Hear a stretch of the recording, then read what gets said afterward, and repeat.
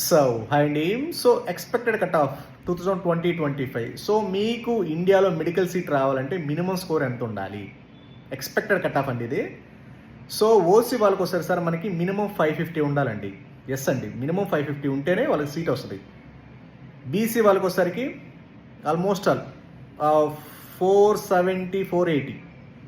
SC ST వాళ్ళకి వచ్చేసరికి 450, 430, 440 minimum ఈ స్కోర్ ఉండాలండి.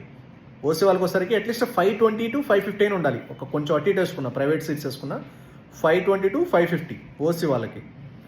బీసీ వాళ్ళకి వచ్చేసరికి 470 to 500. వీళ్ళకి ఎస్సీ ఎస్టీ వాళ్ళకి వచ్చేసరికి 430 to 450.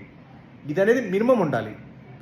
ఇంతకంటే మీ కేటగిరీస్ తక్కువ వస్తే సీట్ అనేది హైలీ ఇంపాసిబుల్ అండి. ఎందుకంటే ఎంత పేపర్ కాంప్లిమెంట్గా వచ్చినా రిపీటర్స్ ఉన్నారు కాబట్టి వాళ్ళకి ఆటోమేటిక్ సీట్ వస్తుంది.